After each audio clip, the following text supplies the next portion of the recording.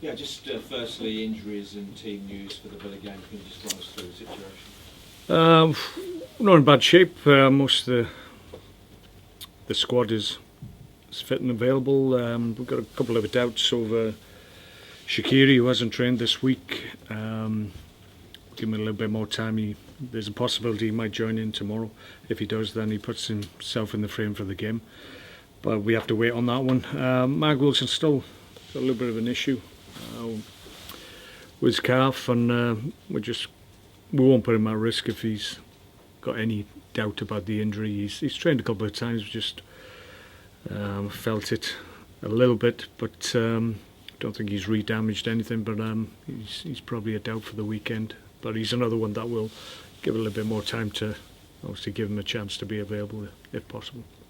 Apart from that, that's probably it. Shaqiri's it's still 50-50 at the moment, is it? Yeah, it's safe to say that. As I said, he hasn't trained all week, so if he's going to give himself a chance to be selected, then he needs to train tomorrow. But obviously, we're not sure whether or not he'll be able to train with the group yet. How much of a relief was it to get that monkey off the shoulder, so to speak, the first win in the Premier League? Yeah, I think it just settles everybody down. I think it was a longer period of time to obviously be able to achieve it than we anticipated. But yeah, on the day, like I said after the game, we probably played better in some of the games that we've been involved in. Actually, we're beaten in those games, whereas we did okay against Bournemouth. Showed a little bit of anxiety in the second half. It's the first time really I saw that, but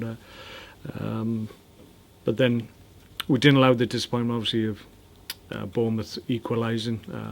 Could have been very easily for them to keep the momentum, which normally happens when a team has equalised. They usually use that momentum to push a game, but I felt we dusted ourselves down, went again, and we're able to win the game in the end. So that's encouraging for us. I think it just settles everybody down. As I said, we needed the 3 points on the board. We were able to get them, and we're off and running. So I think the season will start for us now. You spoke afterwards a lot about the courage of your players. How impressed were you with them on that score? Yeah, well, just as I've just said, I just felt it was a good response, having possibly been on a little bit on the back foot and tried to protect what we had, which was clearly the wrong thing to do. But it was understandable given the fact we hadn't won up to that point.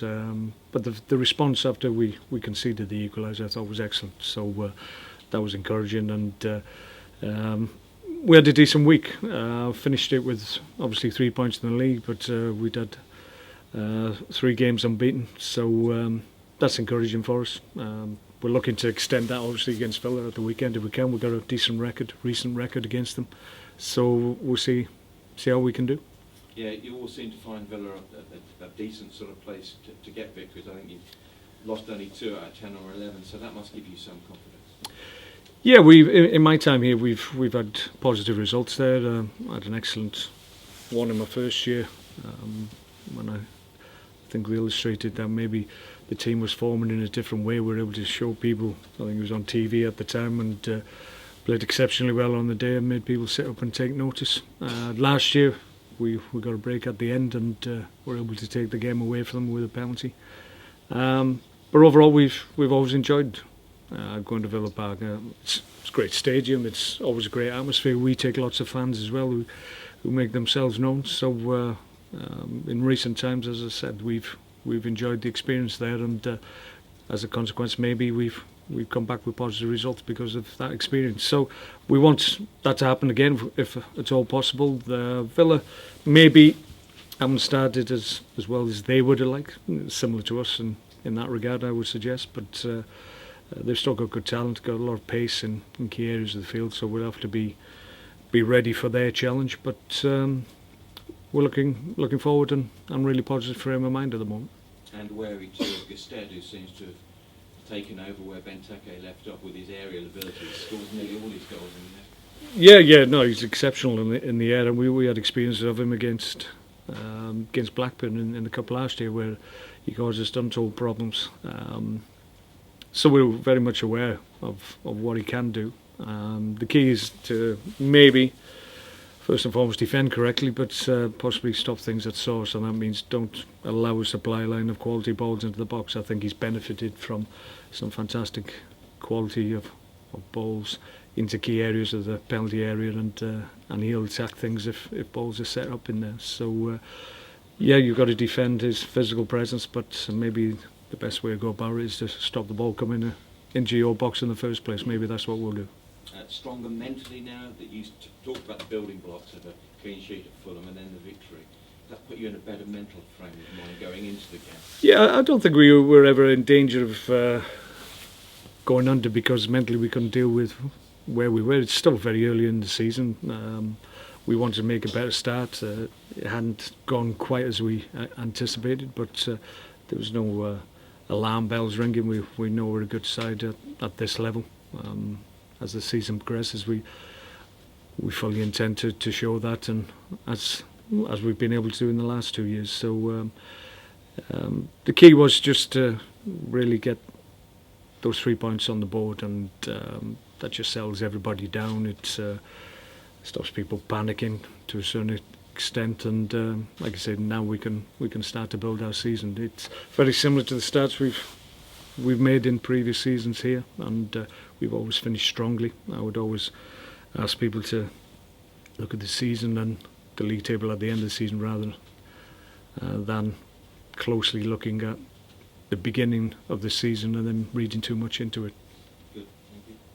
Mark, it's a steep learning curve, isn't it, Premier League management? Do you have some sympathy for what Tim's gone through at the moment? Yeah, it's not easy. It's the biggest challenge in world club football. I think to consistently be successful in the Premier League is a difficult task for anybody, no matter what experience you got. The thing with Tim is he hasn't been a manager for that long, but he's been involved in football at lots of different levels. Obviously, a top player in his own right, so it's not as if he's green behind the gills in terms of understanding what can happen in games and what needs to be addressed. So I think his character and his personality is strong, and I think certainly that's maybe part of what Villa felt they needed when he was given the role. And the more games you have, the more experience you get, and the better you become. So yeah, he hasn't had the sole responsibility, and what you'll find out very quickly is that when things aren't quite going as well as you hope, as a group of people will always point the finger at the guy who's got the manager's role. That will never change, and he understands that as I do. So it's all about getting results on the board. If you do that, then the focus goes elsewhere. Nevertheless, you'll be looking to put more pressure on this weekend. Yeah, only because we want to keep on building our season. Our recent form, like I said, has been okay. 3 games unbeaten, so we'll take that. We want to build on that. Once again, we've got another international break coming up, which is a frustration once again. I've said many times in these press conferences that at this time of the year the season is stop-start, so it takes a little bit of the edge of your work when you're constantly having to have 10, 12-day breaks. We've got a longer break this time after the Villa game until we play Swansea on the Monday following, so we've got even longer to wait. So it's not easy at this time of the year, but hopefully after this break we can all settle down, and come Christmas time I think you'll have a better idea of who's going to struggle and who's going to be successful this year.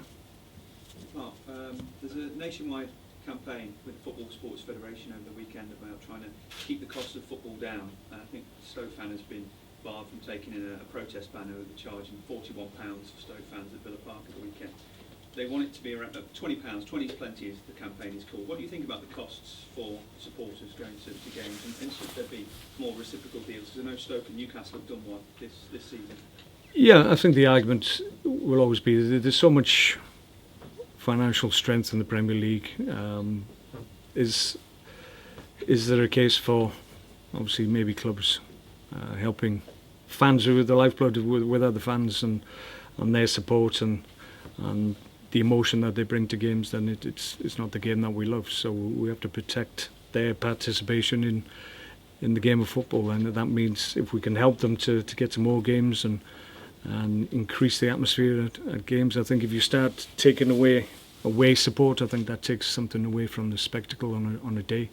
I think that's something that needs to be protected. There's enough money in the game, I would suggest, to be able to allow, obviously, lots more people to watch the game that we love. It's not easy. It's difficult times for a lot of people who watch football, and sometimes you have to forego things that you want to do to continue to watch your club and your team playing. But there'll come a point where there's a tipping point and it's not able to continue for you as an individual and a family. So I think anything that we can do that will encourage people to continue to watch football, I think needs to be done.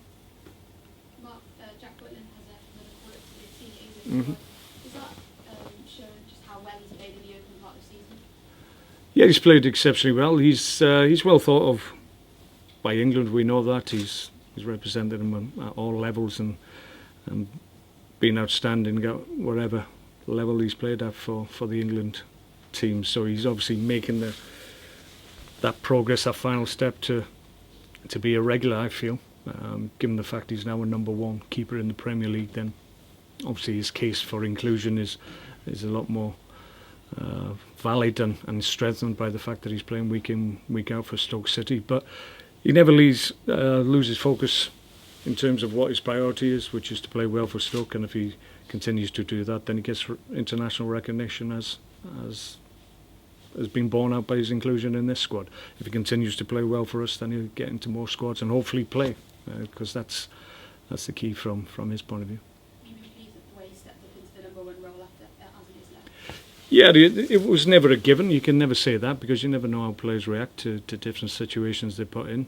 But sometimes you can back your judgment more keenly with certain individuals than others. And Jack, given his undoubted ability, but also his manner and his demeanour, his personality, how he deals with things, Jack was always less a risk than maybe others when you give them opportunity to stake their claim. So we're pleased that it's gone well for him, but he was probably one that we felt his ability would allow him to be successful for us. And Villa are a different prospect to maybe what they were last season. They brought in some players from the French league. They brought in Richards. What kind of challenge do you think they bring? Yeah, they're a good team. On paper, they've got a lot of talent, a lot of pace on the side, different threats as well. Just that we've been talking about gives them the aerial threat that obviously people were thinking they'd lose with Benteke leaving, but they seem to address that. So in terms of what they can offer and what they can challenge you with, then a lot of the tools that they had in the game box, it's still there for them, and they can still test you. And certainly at Villa Park, they'll be wanting to do well in front of their own fans, and we'll have to be ready. But we're hopeful that our record in recent times will continue. Just a word on John Walters. The chairman said hopefully that there might be some agreement close. He's been playing well for country and for you. Are you pleased with his performance? Yeah, but John's situation was ongoing, and it was something that obviously was discussed at length when the window was open. But once the window closed, and I had a chat with John and said he just needs to keep focusing on the football now and play well and see where that takes him, and that's exactly what he's done. I never thought anything of what happened before the window closed would affect him after the window. He's been excellent. He's playing on merit because he deserves to be in the team at the moment, and if he continues to do that, he's obviously going to play more games. Mark, you were critical about the international break, and quite rightly it does break up the start of the season, but are there any positives to come from that? More time for coaching, more time for game prep, particularly after the break. You've got 3 games, I think, within the space of 9 days. Yeah, but the frustration is the vast majority of the guys are away, the ones that are predominantly in your first 11, so they're away. They're not the ones that you can actually get the work into. You can make sure that obviously the group that's left behind who are not getting international recognition at that time, you can make sure you can address maybe one-to-one things that maybe they need topping up with. But there's always a frustration. There's a sense that you're just spinning plates waiting for the whole group to come back together again. So you can do good work, but it can't be specific to the actual team. and to the group as a whole, it's more individual stuff that you can concentrate on, which is no bad thing because there isn't that many opportunities during the season to do that key specific work. Sometimes that falls by the wayside because you have to concentrate on the group and the dynamics of the team itself. But there's pluses and minuses. It's just the continuity and the momentum that you have in terms of your work. That stops completely, obviously, after Aston Villa, and we have to wait 10, 12, 14 days, is it? I don't know, but it is a frustration, I think, for many. But some clubs deal with it better than others. We're probably one of those that feels it a little bit more than others, but once we get this big chunk of international time out the way, then we can concentrate and really work consistently well for a longer period. Okay. International guys, just want to ask you just a couple of questions. Right, yeah, go ahead. So looking down that camera there. Just regards to Mark Huhghes, how Yes. important is he as a squad member or a player for Stoke? He's playing exceptionally well at the moment, so we're really pleased with what he's producing. Marco is one of those talented players that on his day he can affect any game at any level, but probably his consistency is something that he needs to work on, but he's improved in that aspect of his play, and I think at the beginning of the season I think he's been one of our more impressive players, so we're hoping that's going to continue. And maybe the last season he struggled prior to Christmas to really have a positive effect on the team, but after Christmas he really came into his own and was really strong for us. But this year he looks really focused. I think he had a good pre-season and that's helped him, and as a consequence he's reaping the results now. Great stuff. Just the same question on Shaqiri, how important is he to Stoke?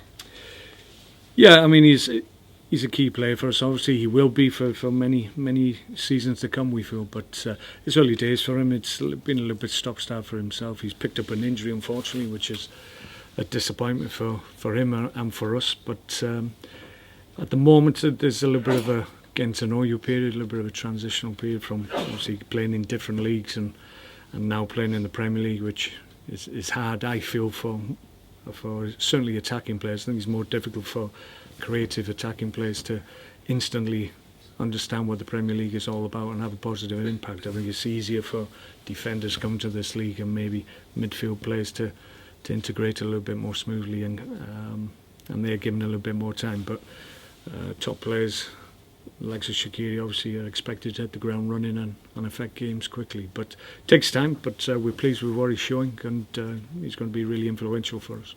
Great. Just a final question about Wales. They look to qualify first time since 1958. How important is that for Wales and a nation? Yeah, well, I think everybody's excited by what's ahead. Chris and the guys have done a fantastic job, and we like to think it's only a matter of time before it's actually confirmed. We're very, very close, and we've been close in the past. I've been involved in teams as a player and as a manager, and we haven't quite been able to make that final step. But I think we all feel this is Wales' moment, and we've got key players and lots of players playing at the top level, which is important. I think that gives us a better chance. And obviously we've got a world-class player in Gareth Bale who can make the difference. So we've got a lot of things going for us. We're just going to make that final step. Once we do, I think people will see us in the European Championship and enjoy not only what we produce on the field of play, but they'll enjoy Welsh supporters travelling en masse, I think, as well. Great, thank you very much. Okay, no problem.